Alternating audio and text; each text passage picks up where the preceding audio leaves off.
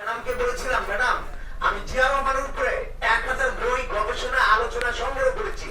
আমি চাই ম্যাডাম আপনার নেতৃত্বে এই 1000 বইয়ের প্রকাশের একটা উৎসব হোক বা একটা প্রদর্শনীর ব্যবস্থা হোক। ম্যাডাম অবাক হয়ে গেলেন, তার স্বামীর উপরে 1000 বই আছে বাংলাদেশে, উনি জানতেনই না। আমি সেটা সংগ্রহ করেছিলাম, রেজাউদ্দৌলা ভাই সাক্ষী। ওনার অনুষ্ঠানে আমি আলোচনা করেছি 4টি বছর পর্যায়ক্রমে শুধু জিয়া রহমানের উপরে বই। ম্যাডাম দিদার ছিলেন না তখন, দিদারকে পাঠালেন আমার কাছে যে ওনার নাম্বারটা নিয়ে নাও। ম্যাডাম আমার নাম্বারটা রাখলেন। আমি তো খুশি। ম্যাডাম হয়তো রাত্রে আমাকে ফোন করবেন, আমাকে ডাকবেন, কি করা যায় 1000 বইকে। রাত গেল, দিন গেল, মাস গেল, বছর গেল, আজ প্রায় 20 বছর হয়ে গেল, আজও আমাকে বিএনপি ডাকে নাই। আমাকে কয়েকদিন আগে রিজভি ভাইয়ের সামনে একটা বিয়ে খেতে গিয়েছিলাম গত সপ্তাহ, রেজাউদ্দিন ইসলাম বলল, রিজভি ভাই আসাদ কাজল যদি শেখ মুজিবের উপরে 1000 বই সংগ্রহ করে আলোচনা করতো, মনে হয় 1 কোটি টাকা হাসিনা তাকে দিয়ে দিতাম কিনা। আমি তো টাকার জন্য জিয়া রহমানের 1000 বই আলোচনা কিছু করি নাই। এক হলো রেজাউদ্দৌলা ভাইয়ের প্রেমে পড়ে অনুষ্ঠানে উপস্থাপনা করা, 2 হলো জিয়া রহমানের উপরে প্রেমে পড়ে 1000 বই। এত সহজ না। 1000 বই সংগ্রহ করে শুধু জিয়া রহমানের উপরে লেখা এত সহজ ছিল না। সারা বাংলাদেশে আমি সংগ্রহ করেছিলাম। পরে যখন সরকার চেঞ্জ হলো, দেখলাম কোন প্রকাশনীতে জিয়া রহমানের বই নাই, উধাও হয়ে গেল। পরে দেখি শুধু বঙ্গবন্ধুর উপরে বই, হাসিনার উপরে বই। এখন আবার বিভিন্ন প্রকাশনীতে যা দেখি দরজার সামনে জিয়া রহমানের বই টাঙিয়ে রাখছে। এভাবেই চলতেছে।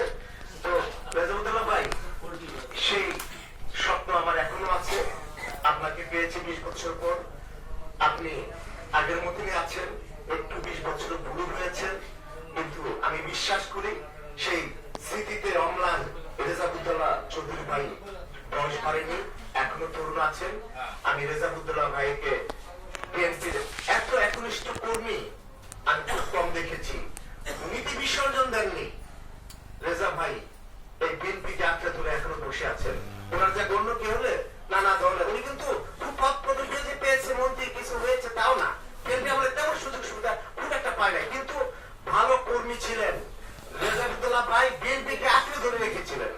যাই হোক, আজকে সেটা বলবো না। আমার উচিত ছিল বইটা নিয়ে আলোচনা করে, আমি দুঃখ প্রকাশ করছি। তবে তার বইটি যুগোপযোগী।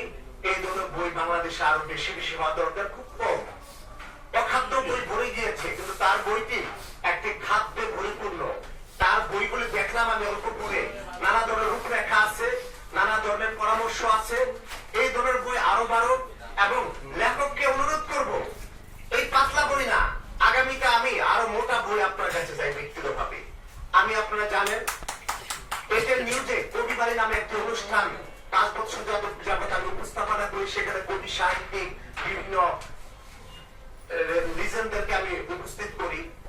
আপনিও আমার অনুষ্ঠানে একদিন হয়তো আমি আপনার ডাকবো এটেল নিউজে, আপনার কাছ থেকে বড় মোটা বই পাই, কারণ এই বইটি একটি যুগোপযোগী।